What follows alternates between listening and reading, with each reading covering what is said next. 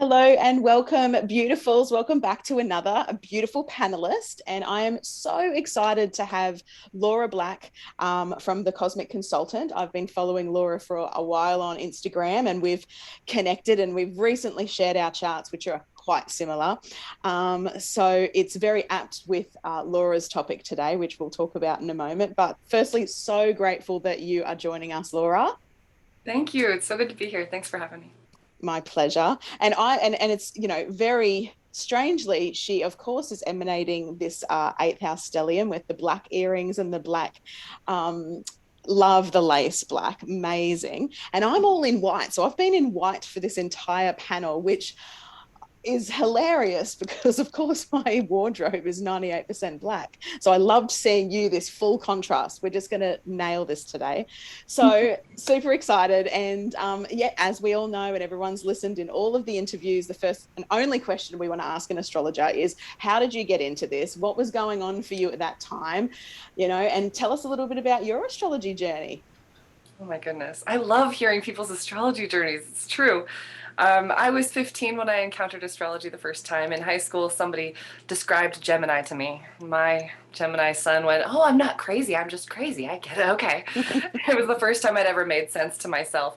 And I brought it home to my very Mormon family and was ridiculed for it. So I tucked it away, hid this book, and didn't let anybody know that this was my secret obsession for many, many years until I had, long since left the church in my early to mid 20s and went through some underworld journeys, as you do in the eighth house.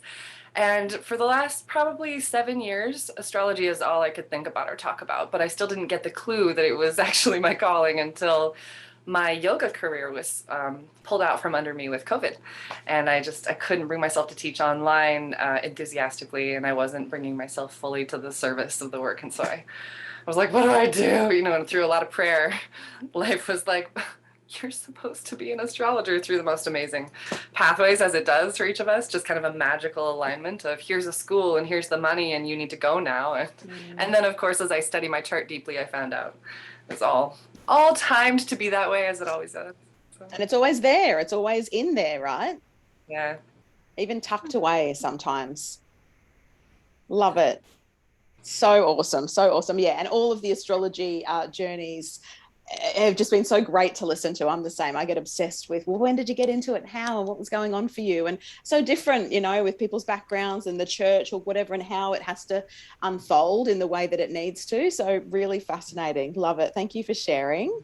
A really exciting topic, actually. Well, firstly, Laura will be talking about this Jupiter sextile Pluto, and she's got some sort of rad stuff to talk about around that with certain aspects and certain configurations, which I'm really excited. We all know I've got my pen ready and paper to take all the notes. But also, of course, in the US, the USA is having their Pluto return. So this is a big deal. And I have Laura and I'll have Michael Lennox touching on that. So this is sort of exciting to hear from two astrologers in the US around the sort of catastrophic but revolutionary Pluto return for their whole country, which, has sort of been shaken up over the last 18 months anyway, but as we begin. But I'm super excited to dive into Jupiter sextile Pluto, and Laura will explain what that aspect means and the planets and things like that, because it is a really juicy topic, and yeah, one that no one else sort of looked at. And that's the cool thing about astrology and astrologers. We all see the chart so differently, and we're going to pick up on different nuances for us to be able to dive into, So yeah, this is a mighty transit realistically, because Jupiter's only going to make this to Pluto, every, certain amount of years. So I can't wait to hear. So I'm going to hand over to you, darling, and let's hear about these things for 2022, babe. Awesome. Thank you. Yeah, I 100% agree. When you first were talking about doing this panel, and I went through and was looking at all the transits happening, and I just saw this little, I was like, oh, this is a portal opening. I got to talk about this. And then when I really dug into it and I started to look at the transits happening just around it and some other configurations being formed by it, I was like, oh my God, this is like the sweet spot that we've all been waiting for, this we had a breath of fresh air back when Jupiter first touched into Pisces earlier this year, like mid-April, early June. But that snapped back when Jupiter hit Aquarius, right? Oh, yeah. Don't we know it? So let's start off by talking about Jupiter conjunct Neptune, which I believe is happening somewhere in the space of March 18th to May 9th loosely, the peak dates of which would be April 8th to 11th in 2022. This is I cannot wait. The last time we saw this conjunction was back in 2009, and Neptune was not in its rulership of Pisces, nor Jupiter in its traditional rulership of Pisces. So it wasn't nearly as blissful and magical as this one will be. But back in 2009 and 10, you'll recall, were like huge times for pop arts, pop culture, media. That so much creativity came out of this time. So we're in for that kind of golden age of media and entertainment again coming up. It's very much a feeling of after the plague, the Renaissance. This is that creative outburst. I know we were all kind of waiting for it after the drag of 2020, and we got into 2021, and it was like, yes, death to 2020. Sorry, nobody let you know, babe, that actually 2021 was a little harder with this Saturn square Uranus transit over and over. Yes. And so, especially when we came into, I heard people talking about the Bacchanalian summer of 2021, and it didn't really happen. It was kind of lackluster. Our Leo season fell flat, felt a little rough. And so now, as we're drawing into the intensity rounding off this year, approaching that final Uranus square Saturn for the end of, what is that, Christmas Day? Yeah, yep. It's going to be so sweet to turn the corner, and once at least the United States, and we'll see how that ripples out into the rest of the world, passes through this gauntlet of our very first Pluto return for the country. Then there's this moment on the other side in April where we could transport ourselves into kind of a different reality. So thinking about Pluto, first of all, being in Capricorn, which has been since 2008, and we saw that in the States here pretty hardcore with the housing market kind of crash, our little recession that built there. And we've seen this worldwide, especially in these final degrees of Capricorn where it is now, where we're seeing the kind of the culmination of the toxic work environment that we had in this world. The way the 40-hour work week was set up was not in support of a human. That was the maximum we were supposed to work, and we've set it as this minimum now. And then there's sort of this, at least in the States, this you get bragging rights for going beyond this. There's this power that you get with, I work so hard. But is this conducive to being human? And what are resources? What do we value? What is structure? Where do we, so all these things are coming into question with the final days of Pluto transiting through Capricorn. So that kind of sets the stage for this upcoming Pluto sextile Jupiter. So let's think back to the fact that Jupiter has a 12-year revolution, right? So say Pluto is down here at the bottom of the chart, we'll say, and Jupiter conjuncts it, or comes up to conjunction. It's sextile 60 degrees away. The last time it did that was, oh gosh, I have that here. Last time was July 31st through October 14th of 2018. So you think back to fall of 2018, that was when this little portal of transformation really kind of first opened. Then we had the conjunction of Jupiter and Pluto, and we all remember this in March of 2020. And now this upcoming sextile of Jupiter to Pluto in April is going to be a special kind of magic, because it comes hot on the heels of Jupiter and Neptune. So we're talking Jupiter bringing opportunities and blessings and luck and expansion, lifting us up, bringing resilience as a theme needed, and an expansive connection to divine source energy when it's conjunct Neptune. The thing is, everything has a polarity in the astrology, right? So this isn't a given, because a sextile is an excitement, a stimulus, but it takes work, it takes effort. So this is an opportunity, so says Jupiter, to transform. If we're consciously living in it, we can break addictions. We can transform our relationship to ancestors, to the divine, to our own creative flow. We can open the third eye, really tap into that Neptunian energy. But if we're not living consciously, this is a portal that it's a make or break. It can take us deeply. You know, Pisces, Neptunian energy with Jupiter in Pisces at this time is a crossing over the veil to speak with ancestors, to go into the imagined realm, to be with the unseen world. So if we're living consciously in it, we are bringing that beauty into this side. But if we're not, then the beauty slips out through the unconscious Piscean character into the other realm. You know, it gets rather dark in that Pisces dark side. So this portal, Pluto, transformation, death, and rebirth, a total rebirthing of what is worth, and what do I consider, what needs my discipline, what needs my rigor. This is the conversation when Pluto's in Capricorn. And we can transform our work life, Capricorn, into our dream life, bring the dream into our work world. Yeah. This is the opportunity. It's dream the big dream is what Jupiter conjunct Neptune says to us. Let yourself dream big. And then Pluto sextile Jupiter says, and now go do it. Now trust and surrender, let go of, says Pluto, anything that doesn't really align with this vision that you have, because what's on the other side, what's unseen, that's real too. You know, we just have to bring it in. So what's really exciting to me about this, though, is what happens just days after this conjunction. So Jupiter lines up with Neptune for a little period of time, right? It's kind of loosely March to May. But then just after that conjunction, it's still within 2 degrees of Neptune, Jupiter and Venus, which Venus is exalted in Pisces. This is its favorite, most delicious place to be.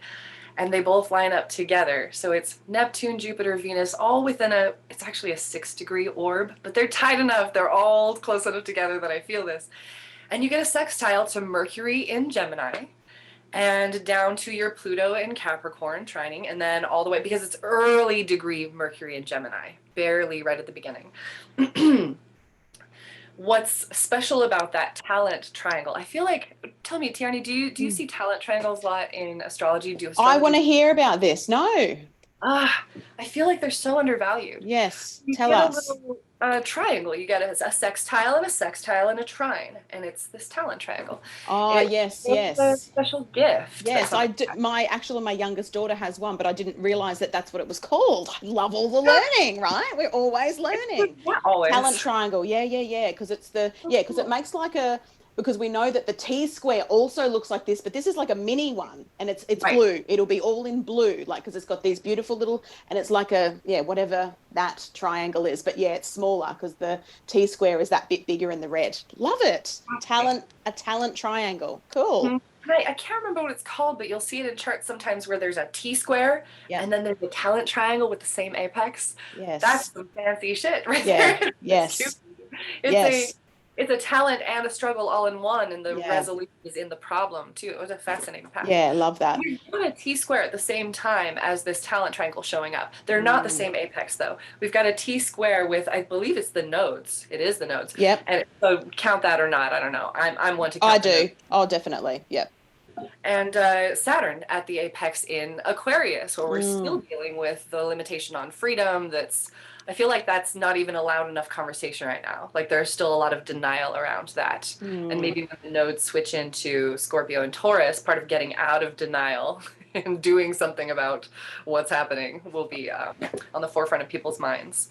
I think Saturn being the apex of this T square when it comes to all this fixed energy with the nodes is great. It's about discipline and it's about responsibility. You know, we've got to remember that Saturn is our successor and he wants us to succeed. He loves us. So yes, while he is the karma and these lessons, he actually wants us to push through those. And people don't want, a lot of people don't like Saturn. And when Saturn becomes an apex over and over again, which is what we've seen all this year and next year, it's like, this is the lesson, and then we'll of course have Uranus sometime. Like it's been really wild in Saturn being the release point. Saturn, the discipline, the structure, the learning and the karma, and really understanding that is actually our portal out. Yeah. Not the resistance. Right. Right? Yeah. So well said. And I Love love that. the nod to Saturn as like a good father, like an authoritarian father. Yes. Yep. It's boundaries make us feel safe, you know, we need Yep. that discipline. It's important. Yeah. Saturn in the first house, so you Okay. know. That And means I'm a day chart. So Saturn is my homeboy. I love Saturn. So, you know, I've got him in the 12th house, which is his house of joy. He's in Libra, so he's exalted there. He's conjunct oh, Jupiter. So, you know, my Saturn's super happy and I love Saturn. He's a part of a grand air trine of mine. And so, yeah, absolutely love him. And I just think, you know, he gets a bad rap. So I'm always here like, I'm fighting the good game for you, Saturn. it's true. Yeah. Yeah. My teacher would always tell us, you know, when you bow to Saturn, life gets better. You better learn to love him, make him your best friend. Damn He's on my straight. with Pluto, Oh, so but wow. Okay. Yeah. speaking of Pluto, Yes. Pluto's the ruler of the South Node in this whole situation we're talking about. That's exactly So we have right. the talent triangle is it's something about this cluster of beauty we're seeing with Jupiter, Venus, and Neptune, who all just love to be in Pisces, and they're hanging out together. And how much more magical could it get? I mean, that hasn't happened in over 165 years. Just those three hanging out in that sign. Yeah. Then it's sextile to Pluto, which is the opportunity to transform and bring your dreams into your reality of your structured life. And that's sextiling Mercury at the early degrees of Gemini, which right at home, cozy, snug, let's communicate, trining Pluto. So let's actually take this into action. Let's communicate it. Let's write about it. You're going to see so much creative energy pouring out of this time. And Pluto being a part of this talent triangle, and at the same time, the ruler of the South Node, I think is a really significant deal, especially friends in the United States. It's time for shadow work. So let's mention Pluto's return for the United States chart. 248 years ago, the country was established, and at that time, it was a whole transformation around resources. Whose resources are we going to use? Pluto is always talking about, Scorpio is always talking about the negotiation of other people's values and resources and merging or blending, or how do we separate when that's over? And all of that was happening with the American Revolution. And where is everything going to line up? Who's taking what? Who's in power? Where? What's mine? What's yours? It's coming back around now because this has been a constant conversation in the United States, and building more in recent years of whose land is this? Whose land was this?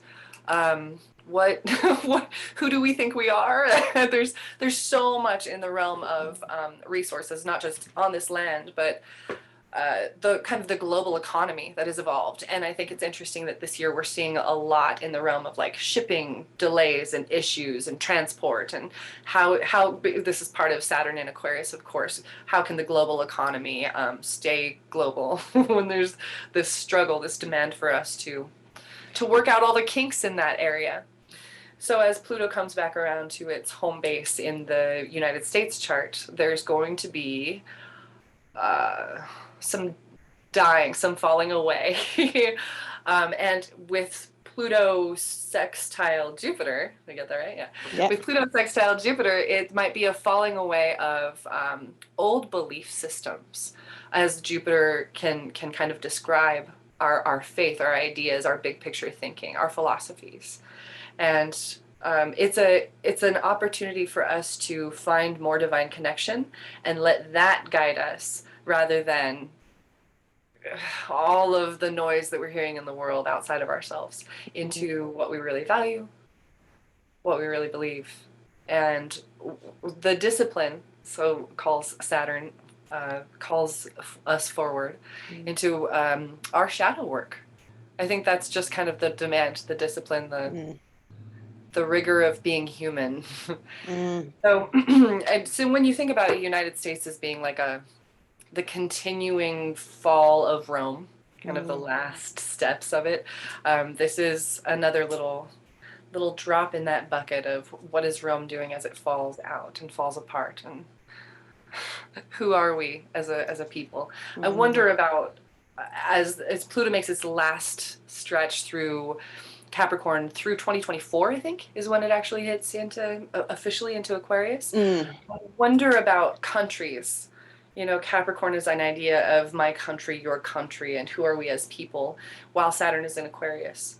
Will we still see each other as so separate? Will we see each other as more separate? You know, there are rumblings in the United States of seceding from the Union. It's becoming so divided, Yeah. or somebody wants us to think that. Yeah. So yeah, whole interesting world coming over the next 6 months to a year of just deep, intense shadow work. Yes. Yeah. And I was just writing, me and my husband were talking about the USA the other day. Because I follow a lot of American astrologers and I'm not into politics, right? Like, so I don't really care about what's going on politically. I just want to hear your astrology. Yeah. But what we realized in talking to another Australian astrologer about this specific thing was that America is so deeply steeped in America. You know, it's America, it's our history, that's all we learn, it's just us. And last year, what me and my husband were speaking of was, and I knew last year, obviously, the building to this Pluto return was happening, was it's like um, America has been a 2-year-old always getting what they want, and now they're tantruming, right? So it's chucking all of the toys out of the cot, especially with old Trumpy, right? So, you know, it all just sort of got really wild. And like, and the thing is that Trump was the perfect leader. He was the perfect representation of what was going on. I mean, whether you like him or not, I mean, I'm not a huge fan, but the thing is Perfect representation. Yeah, it's just it's like, true. well, this is it. We're babies, we're toddlers having a tantrum. And but the fascinating thing is this only learning about, you know, the history. And so I wrote here this sort of this Pluto return, but then yeah, Pluto coming into Aquarius. I loved how you were sort of talking about that separation. What's going to happen? Because everyone thinks, oh, Aquarius, unite.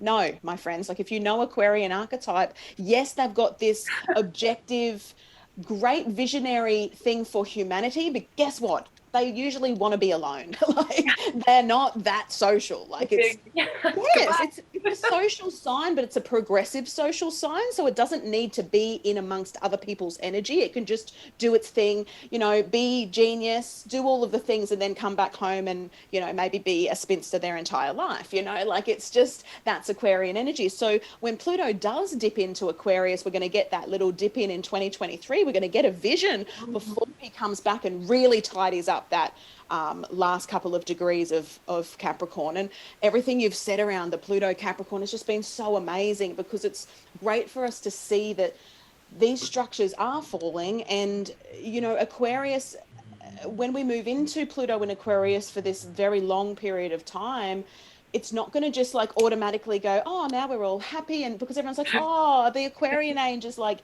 hippies and come together. I'm like, are you fucking delusional? You know nothing about astrology. So you can maybe stop hoping, you can maybe stop hoping that that will be it. But yes, we've got this beautiful invitation with all the Neptune, Jupiter and Venus. Like, yes, I mean, I was looking at that. It's just divine.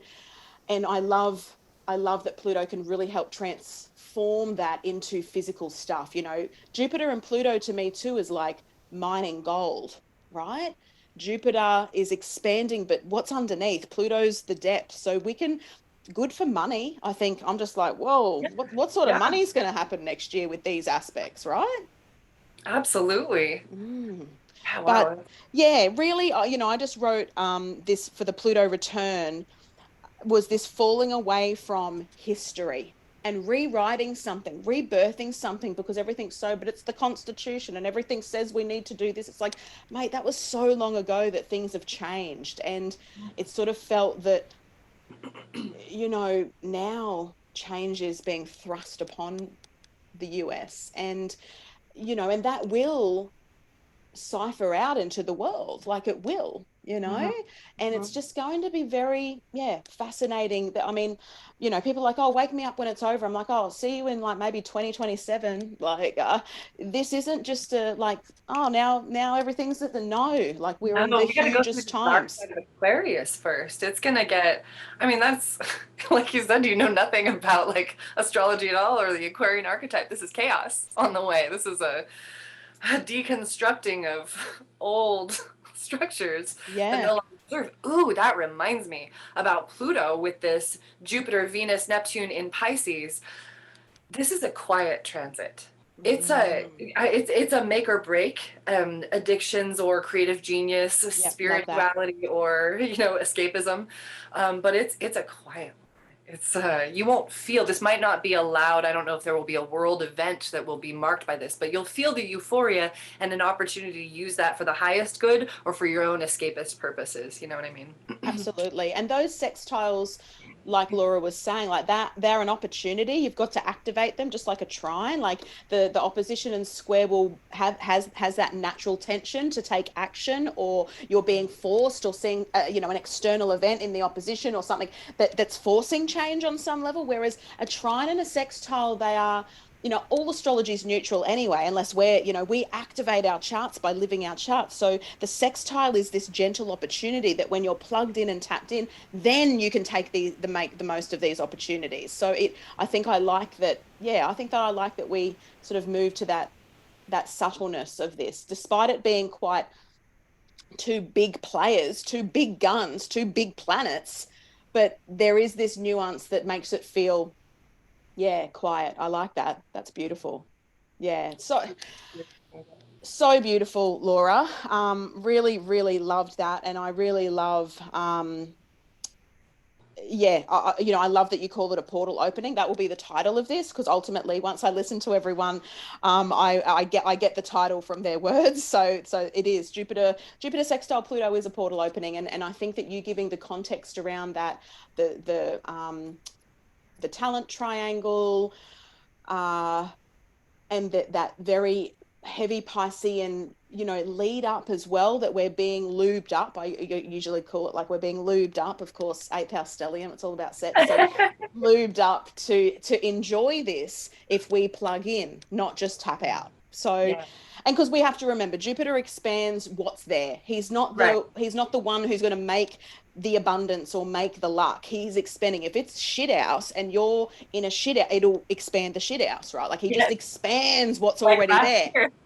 Yes. Yeah, he just expands it. So it's a great aspect that I'm glad we got to talk about. And yeah, just sort of again, just letting everyone know dates of that. So Pluto will be retrograde. I found that the building was sort of that late April. I'm going maybe a smaller orb once Jupiter gets into 26 degrees.